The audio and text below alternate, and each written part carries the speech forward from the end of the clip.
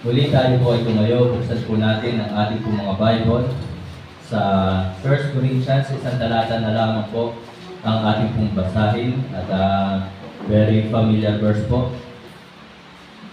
Verse 58 na lamang po yung ating pong basahin. 1 Corinthians chapter 15, verse 58.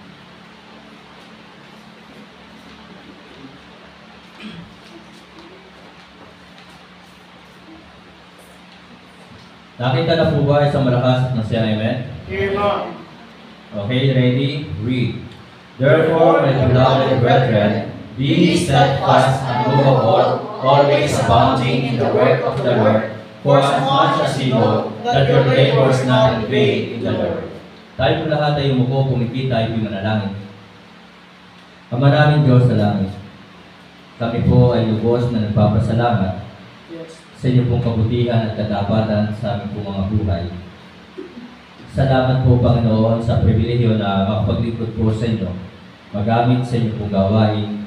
Salamat sa lahat ng mga biyaya na iyo pong kaloob, mga blessings na aming po tinatanggap. Hindi po kami karapat-dapat, ganun pa man nananatili po rin tapat sa amin. Salamat po sa mga panalangin na inyo pong tinugon at sinagot.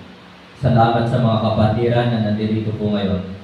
Dalangin ko po na patuloy mo pong tingin ang kanila pong panalangin. Salamat na nanatili kang tapat sa aming pong mga buhay. Salamat na patuloy mo po kami kinakaawaan at pinagpapala. Sa gabing ito, patawad po kami sa aming pagkukulang, mga kasalanang nagagawa namin sa iyo. At dalangin ko po na pakalinisin mo po kami, ang aming pong puso at isipan, linisin po. Ihanda mo po ito sa pakikinig ng inyong banal na salita. Naway ko po ito mo sa puso at isipan ng bawat isa at maging kalakasan namin sa araw-araw naming pamumuhay. Tulungan mo po na ito'y amin po itong may apply sa aming pong buhay.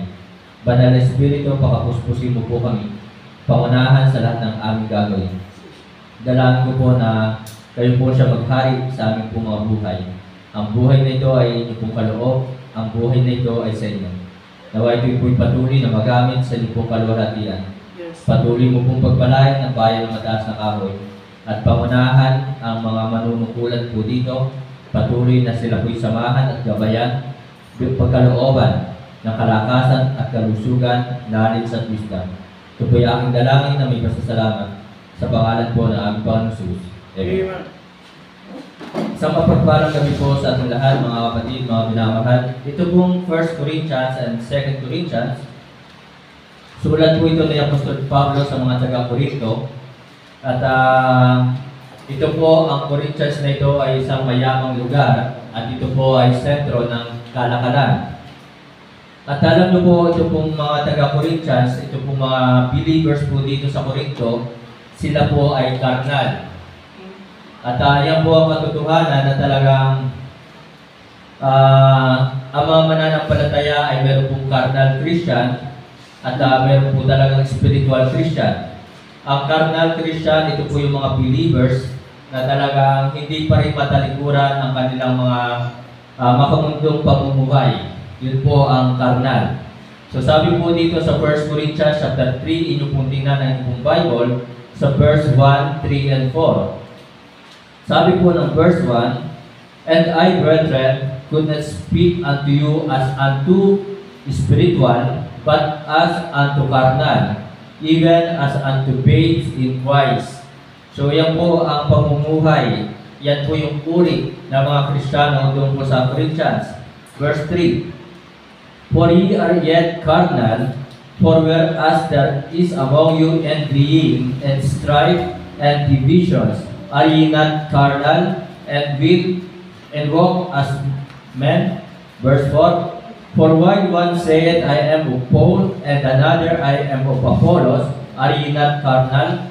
So, yan po, ibinanggit din po yung salitang carnal sa 2 Corinthians. So, pinapakita po dito na talagang sa buhay po ng isang Kristiyano, ay meron talagang mga carnal Christian at meron pong spiritual. So, ganun pa man, kahit po ito'y carnal, ang mga mananampalataya dito sa Corinto, ay nandun po ang pangako ng Diyos na talagang hindi ibinigay ang pagsubok ng higit sa makakaya o higit sa kakayanan. Ibig sabihin, kahit ang isang Kristiyano po ay carnal, ang pagsubok na darating sa kanya ay makakaya. Malalampasan, mapagtatagumpayan. So, si Pablo, alam niyo po, dumating po si Pablo sa punto na siya po ay talagang na-depress. At si Pablo ay talagang dumanas ng matinding affliction at siya po ay distress. At dahil nga po siya po ay distress, tingnan po ninyo ang kanya pong sinabi dito sa 2 Corinthians chapter 5, tingnan po natin ang ating pong Bible. Sa 2 Corinthians chapter 5, verse 8. Sabi po dito, "We are confident, I say, and willing rather to be absent from the body." Alam niyo po, kapag minsan ako po ay depressed, sinasabi ko po yan, talagang willing ako na talagang rather to be absent from the body and to be present with the Lord. So, yun po yung depression. Pero, depressed na talagang hindi kaya na to end his life. Di ba? Na dumarating man yung depression pero hindi kayang gawin na kunin o kidlin ang sariling buhay. Katulad po ni Job. Si Job ay dumanas din ng depression. Kaya kung babasahin mo po yung Job chapter 3, ay sinabi po ni Job na magaling pang hindi na sumisikat yung araw. Parang ganun yung sinabi ni Job. So yun po ay sign of depression or distress. And then si Prophet Elijah, siya po ay dumanas din ng depression. Kaya ang sabi po ni Prophet Elijah ay, kunin mo na ako, Panginoon, or gusto ko na mamatay. Yun po yung sinasabi ni Prophet Elijah. Pero hindi niya magawang kidlin ang kanyang sariling buhay. So si Jonah nagdadamay pa eh. At para hindi nga masabi siya nag-suicide, eh ang sabi niya doon sa mga pilantropo o doon sa mga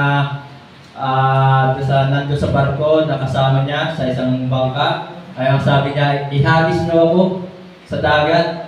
Eh kasi kung siya kusang tatalon, eh talagang nagpapamatay, di ba? Pero nandadamay siya. So, ihagis nyo lang ako sa karagatan.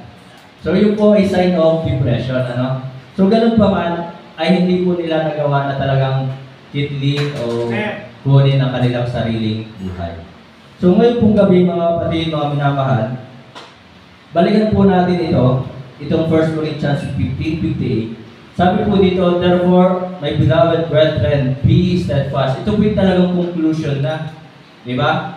Na talagang pagtatapos na. Kaya sabi po dito ay therefore, dahil dito. So, ano ba yung sinasabi dito ni Pablo na dahil dito? So tayo po ang pangako sa atin ng ating Panginoon. Sabi po dito sa verse 51, "Behold, I show you a mystery. We shall not all sleep, but we shall all be changed." Na ito po yung pangako sa atin ng ating Panginoon, na tayo ay babaguhin. At sabi po dito, "In a moment, in the twinkling of an eye, at the last trump, for the trumpet shall sound, and the dead shall be raised incorruptible, and we shall be changed." Na tayo po ay babalikan ng ating Panginoon. At tayo ay kukunin, at babaguhin po tayo. At sabi po dito, "For this corruptible must put on incorruption." Na itong nasisirang ito ay bibihisan ng hindi nasisira. And this mortal, itong namamatay na ito, must put on immortality. Itong namamatay na katawang ito ay papalitan ng katawang hindi na mamamatay. And then verse 54, "So when this corruptible shall have put on incorruption, and this mortal shall have put on immortality." Kaya sinasabi po ni Pablo, "Therefore, my beloved brethren, be steadfast." Napakaganda ng ating gantimpala na galing sa ating Panginoon. Napakaganda ng ating hinaharap, ng ating future. Kaya talaga sinasabi ng Apostol Pablo na tayo, mga kapatid, mga minamahal, ay tayo ay magpakatatag, huwag matinag, at laging sumagana sa gawain ng Panginoon, always abounding in the work of the Lord, for as much as you know that your labor is not in vain. So, ang title po ng mensahe ngayong gabi, mga kapatid, "Your labor is not in vain." in the Lord. So, ang ating mga pagpapagal, ang ating ginagawa sa Panginoon, lahat po talaga ito ay bayad. Lahat ito'y bayad. Not in the form of money. Hindi sa pamamagitan ng pera o salapi. So, kaya mga kapatid, mga minamahal, ang kabayaran na ibinibigay sa atin ng Panginoon, yung ikaw ay malakas, ikaw ay buhay, kasama mo yung mga mahal sa buhay, na ikaw ay may natitirhan, may nakakain ka, meron ka na isusuot. Ito yung mga kabayaran sa atin ng ating Panginoon. Amen po ba? Na tayo ay laging iniingatan araw-araw. Kanina, meron na namang aksidente diyan sa tapat ng Toyota na I think isa yata Rush or a Fortuner na galing sa loob ng Toyota, and then isang motorcycle bumangga, talaga yung motor na yon nasa ilalim. So tayo po mga kapatid, bilang kabayaran sa ating pagpapagal, nandoon ang proteksyon ng Panginoon sa atin. At talagang kapag tumingin ka naman sa balita, kapag manunood ng balita, ay talagang halos araw-araw may namamatay, araw-araw ay may na-aksidente. May mga nasusunugan. Pero tayo po yung ating pagpapagal, ito po ay bayad. Nandoon ang pag-iingat ng Panginoon po sa atin. Amen po ba? Kaya mga kapatid, mga minamahal, ngayon pong gabi, sabi po dito sa verse 58, therefore, my beloved brethren, be steadfast. So our labor is not in vain. Kaya mga kapatid, una, be rooted in the ministry. Be rooted in serving the Lord. Na tayo po dapat manatili. Tayo po dapat naguugat. Dapat tayo po talagang manatili sa ating paglilingkod sa ministry. Ako po'y natutuwa po doon sa konsilyo. Noong kailan ba yun? I think, kasi yung last na ako'y pumunta sa konsilyo, na ako'y nag-preach doon, ay noong Holy Week, noong nag-preach ako ng 7 last words. So, talagang maghapon po yun, at ako po'y natutuwa na talagang inugatan na yung mga matatanda doon. Na talagang matanda na pero maghapon umaattend sa pagsamba. Matanda na pero kasama pa rin sa choir. Matanda na pero talagang hindi napapagod at nagpapagamit pa rin sa ministry. Nagtuturo pa rin sa Sunday school. So talagang yun ang sinasabing rooted. Kaya nakakalungkot na kung sino pa yung kabataan, sino pa yung malakas, ay sila yung nawawala sa ministry. Ang nais ng Diyos sa atin, tayo po ay maging rooted. Be rooted in the ministry in serving the Lord, in singing, in soul winning for the Lord. Sapagkat ito ang nais ng Diyos. Be steadfast, unmovable, always abounding in the work of the Lord. So, tinan po natin ang ating pong Bible sa Ephesians chapter 3, verse 17. Ephesians chapter 3, verse 17. Sabi po dito, that Christ may dwell in your hearts by faith. So, ang Panginoong Jesus ay nanahan sa ating pong puso sa pananampalataya. Tinanggap natin siya sa ating puso sa pamamagitan ng pananampalataya. At ngayon, kung talagang tinanggap natin si Kristo sa ating puso, that ye, being rooted and grounded in love. Kaya mga kapatid, mga minamahal, inaasahan sa atin na tayo po ay maging rooted. Na dapat ang ating pag-ibig kay Kristo ay lumalalim. Habang tumatagal ay tayo po ay makita na ang ating pagmamahal sa Diyos ay talagang lumalalim, tumitibay, lumalago. So yun po ang nais ng Diyos sa atin, na talagang kasi ito yung problema eh. Tayo po talaga ay pinainan na ng ating kaaway na dyablo. Nang napakaraming bagay upang tayo ay mawala sa gawain, upang ang ating pagmamahal sa Diyos ay bumaba o lumalim. Sapagkat nandyan nga po ang mga mall, nandyan yung mga kaibigan nating unbeliever, nandyan yung mga gadgets, nandyan yung mga okasyon, nandyan yung mga pasyalan, na ito yung nagiging dahilan upang bumabaw ang pag-ibig ng Kristiyano sa Diyos. Kaya tingnan nyo, kung talagang malalim ang pag-ibig ng isang Kristiyano sa Diyos, di ba? So, pipiliin pa rin niya ang prayer meeting kaysa doon sa mga mall o doon sa kanyang mga kaibigang unbeliever. Kung talagang malalim ang pag-ibig ng isang Kristiyano sa Diyos, pipiliin ng isang Kristiyano yung practice ng quiet, sapagkat ang practice ng quiet ito ay para sa Panginoon, kaysa doon sa mga kaibigan niyang unbeliever, kaysa doon sa mga kainan. Kung talagang malalim yung pag-ibig ng isang Kristiyano. So, sapagkat mababaw, ay madali silang nawawala. At sapagkat mababaw ang pag-ibig ng Kristiyano sa Diyos, ay madali silang natitisod na offend. Amen po ba? Tingnan po natin ang ating pong Bible sa Colossians chapter 2, verse 7 and 8. Tingnan po natin. Colossians chapter 2, verse 7 and 8.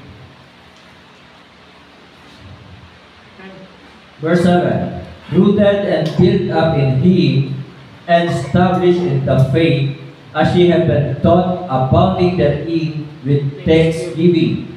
So, talagang naasahan po sa atin na tayo ay tumibay, na tayo ay nag-uugat, nananatili sa gawain rooted. And then sabi po, sapagkat, sabi po dito sa verse 8, beware lest any man spoil you. So kung hindi tayo maging rooted, mga kapatid, mga minamahal, madadaya tayo na mga wrong philosophy.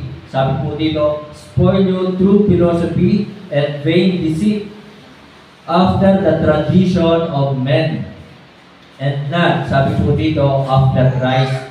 Marami sa ating panahon ngayon mga tradisyon ng tao. Di ba? Na wala sa katuruan ng Bible o ng Biblia o ng ating Diyos, ng ating Panginoong Sus. So, ang sinusunod na ng maraming tao ngayon ay mga tradisyon ng tao, hindi ayon sa kalooban ng Diyos. Amen po ba? Kaya mga kapatid, mga minamahal, dapat tayo po ay naging rooted. So, paano ba maging rooted in the ministry? Paano ba maging rooted in serving the Lord? So una, mga kapatid, upang tayo po'y maging rooted, study the Scriptures. Aralin natin ang salita ng Diyos upang hindi tayo madaya ng mga maling katuruan at nang hindi tayo madaya ng mga tradisyon ng tao. Kaya sabi po ng 1 Peter chapter 2 verse 2, as newborn babies, desire the sincere milk of the word, that ye may grow thereby. So nasain natin ang gatas na walang daya na salita ng Diyos upang tayo po ay lumago. Kaya dapat binabasa lagi ang salita ng Diyos. Ay maraming Kristiyano ngayon talagang hinahayaan na okay lang na hindi makapagbasa ng Bible sa gabi. Okay lang na hindi sila makapagbasa ng Bible sa umaga. Kaya talagang maraming Kristiyano ngayon na kahit lagi mo silang puntahan linggo-linggo, Bible study, ay hindi talaga lumalago. Sapagkat talagang ang pagkain nga, kailangan kumain daily. Kailangan kumain 3 times a day. So ganun din po ang salita ng Diyos. Kaya sabi nga po ng Panginoon Jesus, man shall not live by bread alone, but by every word that proceeded out of the mouth of God. So kailangan natin ang salita ng Diyos. Amen po ba?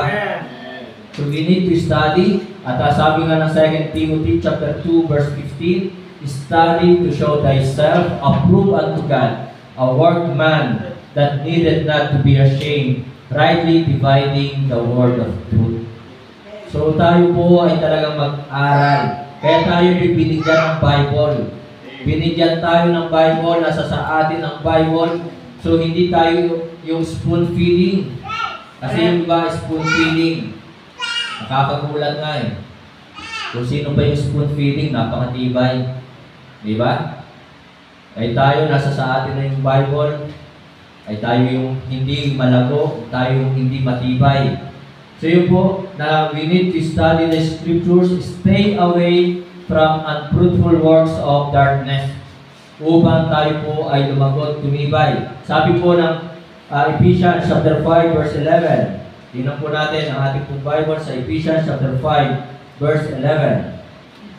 Sabi po dito sa verse 11, and have no fellowship with the unfruitful works of darkness, but rather reprove them. Kaya, Iwasan natin yung mga wrong doctrines. Amen. Iwasan natin yung mga talagang yung mga tao na magdadala sa atin sa maling katuruan.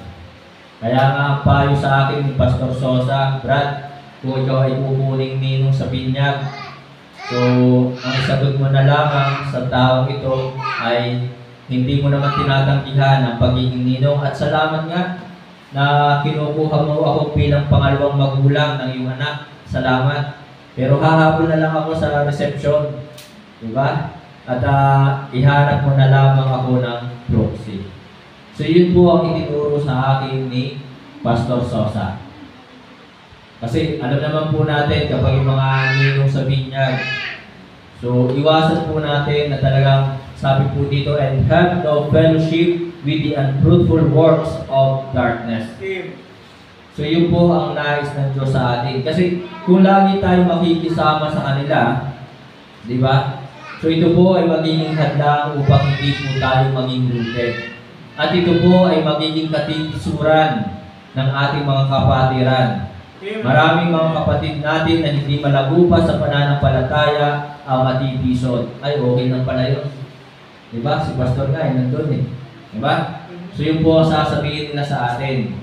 Kaya mga kapatid, mga minamahal, so sineshare ko lang po sa inyo yung mga itinuro sa akin ni Pastor Sosa na talagang hanggang ngayon ay akin po sinusunod. At kung kukunin din naman ako na ninong sa kasal, yun din naman ang aking sasagot. Dahil sa, ito yung sinasabi ng Bible, depart from all iniquity, abstain from all appearance of evil, and have no fellowship with the unfruitful works of darkness. So mga kapatid, mga minamahal, stay away from unfruitful works of darkness. Hindi ito makakatulong sa ating paglago, sa ating pananampalataya, sa ating buhay spiritual. And then Colossians chapter 2 verse 8, binasa na po natin kanina, yun nga, na talaga tradition of men. Kaya hindi po yun makakatulong. So yun po, study the scriptures, stay away from unfruitful works of darkness, and then next po dito, support the ministry. Upang tayo po ay maging rooted sa pananampalataya, tumibay, lumago, support the ministry. Tingnan nyo yung mga walang malasakit sa ministry. Matibay pa sila, malago pa sila. So hindi, wala tayong maasahan doon sa talagang hindi nagsusuporta o walang malasakit sa ministry. So support the ministry. Paano ba natin susuportahan ang ministry? Simply by not forsaking the assembling of ourselves together. Huwag nating pabayaan yung araw ng ating pagtitipon. Huwag nating pabayaan yung araw ng ating pagsamba. So upang sa ganun po mga kapatid, tayo po ay lumago sa ating pananampalataya. Tumibay tayo, maging rooted tayo. Kaya salamat kung ikaw ay isang napalayo at ngayon ay nandito ka sa pagsamba. Salamat. So ibig sabihin lamang talaga kumikilos po ang Panginoon. So your labor is not in vain. So mga kapatid, be rooted in the ministry in serving the Lord. Then pangalawa po, sabi po ng 1 Corinthians 15:58, sabi po doon, always abounding. So ang sabi po doon, always abounding in the work of the Lord. So mga kapatid, your labor is not in vain. Be reusable. Na tayo po ay dapat maging kagamit-gamit, paulit-ulit na tayo dapat naging kagamit-gamit sa gawain ng Panginoon. Reusable. Kasi yung iba, nagamit ng minsan, nawala na. Para bagang isang taong nakapaglingkod sa Panginoon, tumigil na. Or 3 buwan nagamit sa ministry, umayaw na. So ang nais ng Diyos sa atin ay yung paulit-ulit tayo nagiging kagamit-gamit sa gawain ng Panginoon. Be reusable. Kaya always, so lagi, always abounding. So 2 Timothy chapter 1 verse 19 lang po natin ang ating Bible. Sa 2 Timothy chapter 1 verse 9. Anong sabi ng Bible na salita ng Diyos? Verse 9, sabi po dito, sa 2 Timothy, chapter 1, verse 9. Verse 9, who hath saved us and called us with an holy calling, not according to our works, but according to His own purpose and grace, which was given us in Christ Jesus before the world began. So mga kapatid, mga minamahal, tayo po ay tinawag, tayo ay iniligtas. Meron talagang purpose ang Panginoon sa atin. Yun ay yung tayo po ay makapaglingkod, magamit sa ministry. At ang sabi pa nga po ng 1 Thessalonians chapter 1, verse 9. 1 Thessalonians chapter 1, verse 9. Buksan niyo po yung Bible sa 1 Thessalonians chapter 1, verse 9. For they themselves show of us what manner of entering in we had unto you, and how ye turned to God from idols to serve the living and true God. So tayo po'y talagang iniligtas upang maglingkod sa Panginoon. Reusable upang magamit, maging kagamit-gamit, paulit-ulit na magamit at hanggang sa mamatay. Ito yung nais ng Diyos. Kaya nga si Pablo hanggang kamatayan, siya po ay nagpagamit. Kahit last day na niya, hindi siya umiling kay King Herod ba yun? O kay King Nero? Na King Nero, total, papatay mo na rin naman ako ngayon. Pwede bang makapamasyal muna ako? Samahan ako ng mga tauhan, di ba? Pwede namang hilingin niya yun. Pero hindi po niya inuubo sa kanyang oras sa mga ganong bagay. At talagang siya po ay talagang nandun pa rin na ang kanyang sulat doon sa 2 Timothy chapter 4, di ba? Yun po yung last will testament ni Pablo. Na talagang nandun pa rin ang encouragement niya sa mga mananampalataya. Ano sabi ni Pablo sa verse 8? Henceforth, there is laid up for me a crown of righteousness, which the Lord, the righteous judge, shall give me on that day, and not to me only, but to all them also that love His appearing. So, yun yung encouragement ni Pablo. Kaya sinasabi po ni Pablo, your labor is not in vain. Amen po ba? So, inaasahan sa atin na tayo po'y maging kagamit-gamit. So, we are of God's people, peculiar people. Sabi po ng Titus chapter 2, verse 14. Tingnan niyo po. Titus chapter 2, verse 14. Tayo po ay mga piniling tao ng Diyos. Talagang kakaibang tao ng Diyos. So, kakaiba ba tayo? O baka naman nakikiayon tayo sa takbo ng sanglibutan. Sabi po ng Titus chapter 2 verse 14, who gave Himself for us that He might redeem us from all iniquity and purify unto Himself a peculiar people, zealous of good works.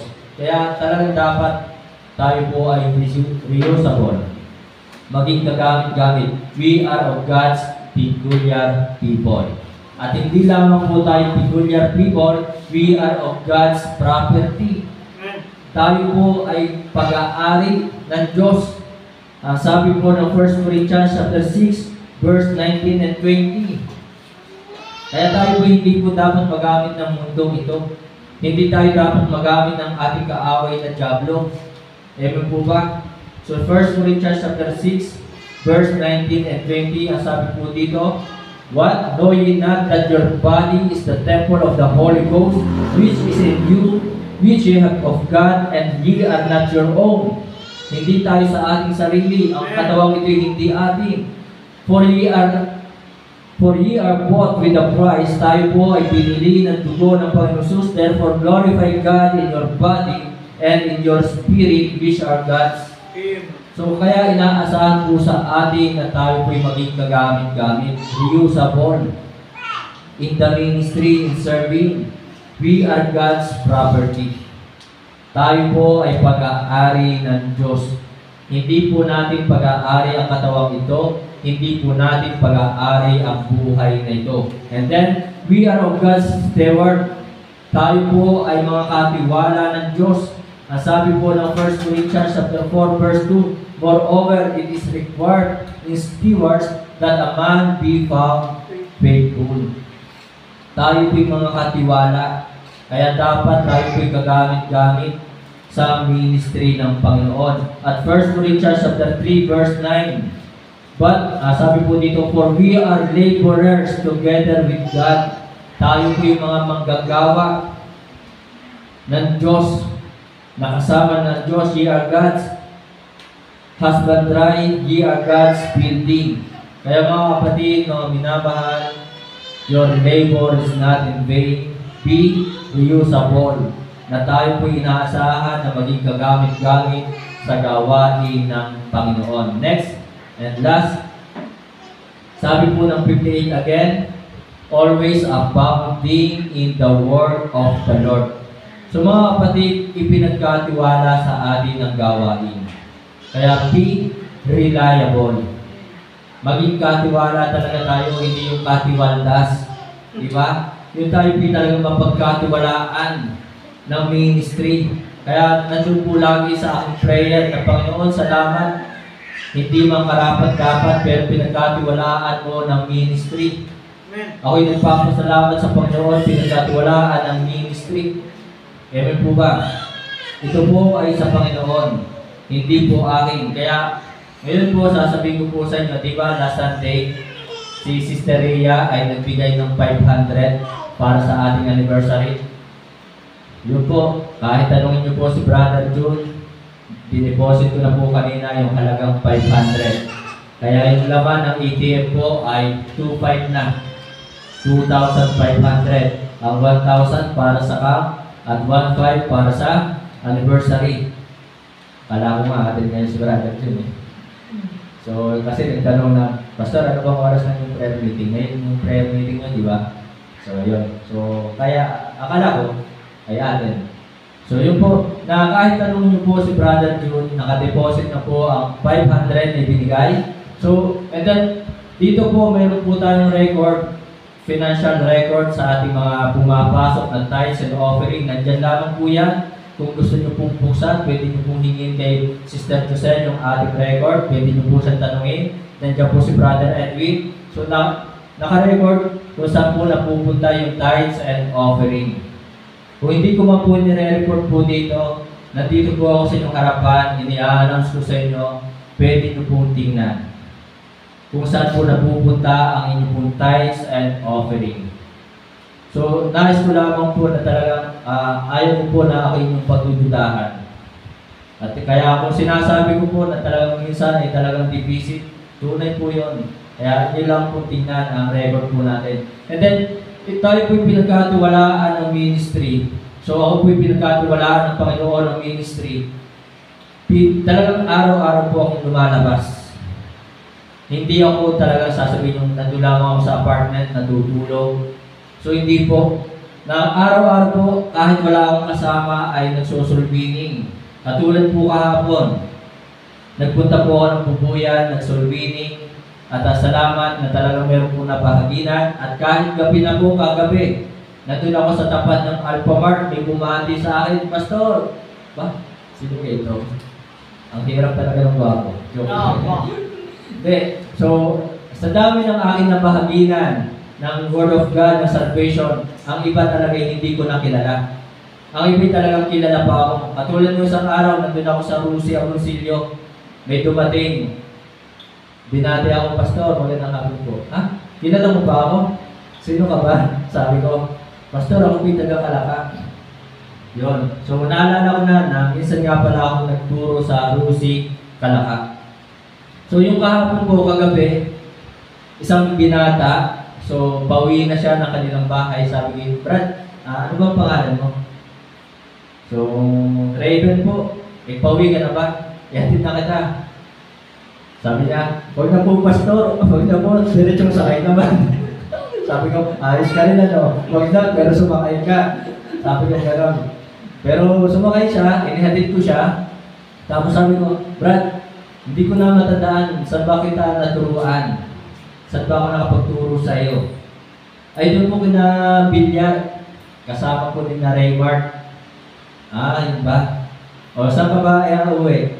So inihatid ko po siya, and then doon po sa kapalaran, and then nakapag-share po ako sa kanyang tita at sa kanyang kapatid kagabi. At habang kami po ipauwi pa lamang, so sabi niya sa akin, Pastor, ang daming problema.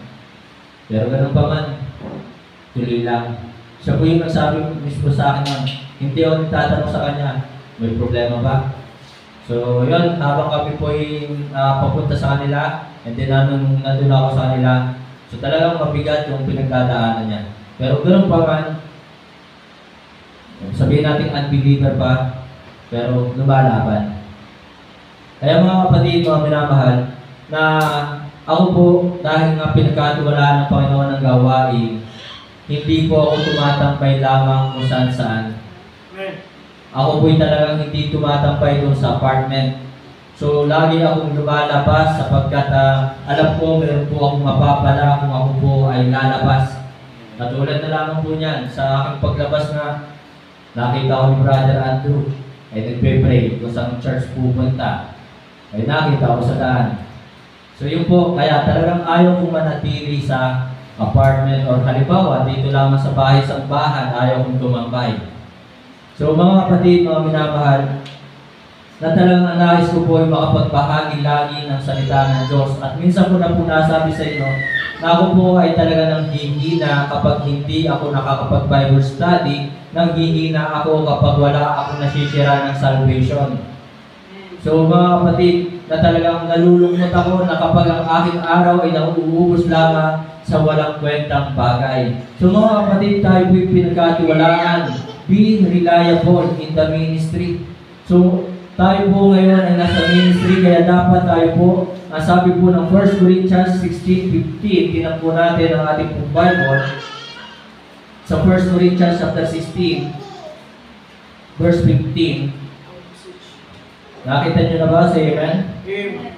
So sabi po dito, I beseech you, brethren, ye know the house of Stephanas, that it is the first fruits of Achaia, and that they have addicted themselves in the ministry of the saints. Na tayo po'y pinagkatiwalaan ng Panginoon, kaya dapat tayo po'y mayroon talagang pagmamahal sa gawain ng Panginoon. Na tayo dapat ay talagang napagkakatiwalaan. Kasi mayroon po mga talagang Kristyano, or sabihin na natin, mayroong mga pastor, parang kota na yata, kaya ayaw na mag-solving. Diba? Pero ako yung talagang nakakatuwa si Pastor Sosa na matanda na nga, pero talagang hanap pa rin ay laging solving. At talagang pumunta nga po ng lubog, at talagang kahit anong layo, anong hirap ng daan, nagsosolving sila doon, hindi napapagod, hindi nagsasawa. At bukod sa lubo ay meron pa rin silang balayan. Schedule ng lubo ay Webes, schedule ng balayan ay Friday. So kaya talagang napagsimulaan na po ng gawain po doon. Ang kulang na lamang ay kung sino ang tatawagin magpastor. Amen po ba? So be addicted in the ministry, be active, and be afraid of losing the ministry. Kung meron man akong kinatatakutan, ayun ako'y mawala sa ministry. Hindi ako natatakot maging single. Di ba? Hindi ako natatakot maging single forever. So, ang kinatatakutan ko ay yung ako ay mawala sa ministry. Amen? So, yun po yung aking kinatatakutan na ako'y mapatalsik sa ministry. Yung ibig sabihin, kaya pinatalsik ay merong ginawang kabalbalan. Amen? So, yun po yung aking kinatatakutan. So, mga kapatid, mga minamahal, sa pagtatapos po, be steadfast and movable, always abounding in the work of the Lord, for as much as you know that your labor is not in vain in the Lord. And then, tingnan po natin ang ating pong Bible sa Hebrews chapter 6, verse 10. Hebrews chapter 6, verse 10.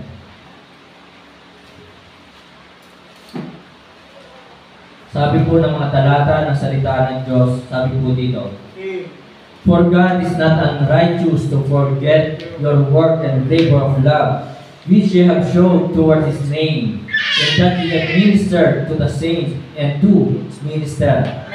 And then, Ecclesiastes chapter 12, verse 10. So, hindi po lilimutin ng Panginoon ang ating mga pagpapagal. At ang sabi po dito sa Ecclesiastes chapter 12 verse 14, tingnan po natin ang ating pong Bible.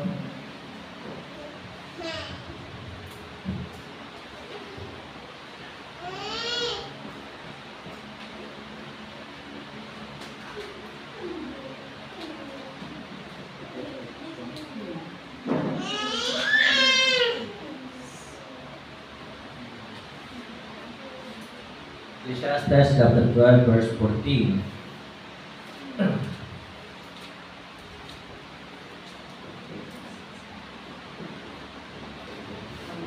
So, ano po sabi niya? Pakibasa mo nga po ng sabay-sabay kung nakita niyo na po. Ready? 3. God should bring every word into judgment in every secret thing, whether it be good or whether it be evil. So yun po na talagang sabi po ng Bible na salita ng Diyos na hahatulan ng Diyos. For God shall bring every work into judgment with every secret thing, whether it be good or whether it be evil. And then tinan po natin ang ating pong Bible sa 1 Corinthians chapter 3, 13 to 15. Tingnan niyo po. 1 Corinthians chapter 3, 13 to 15. Verse 13, sabi po dito, every man's work, so bawat gawa ng tao shall be made manifest, for that they shall declare it, because it shall be revealed by fire, and the fire shall try every man's work of what sort it is. So talagang mahahayag ang ating ginawa at susubukin ng apoy. So dadaan sa apoy ang ating mga ginawa. And then, if any man's work abide, which he hath built thereupon, he shall receive a reward. So kung ito ay hindi masusunog at mananatili, tatanggap ng gantimpala.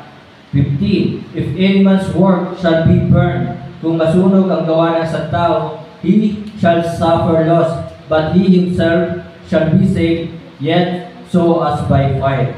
So mga kapatid, mga minamahal, everything shall be revealed. So lahat ng ating ginawa ay mahahayag. Everything shall be remembered. Lahat ng ating ginawa ay hindi lilimutin. Aalalahanin ito ng Panginoon. Everything shall be rewarded.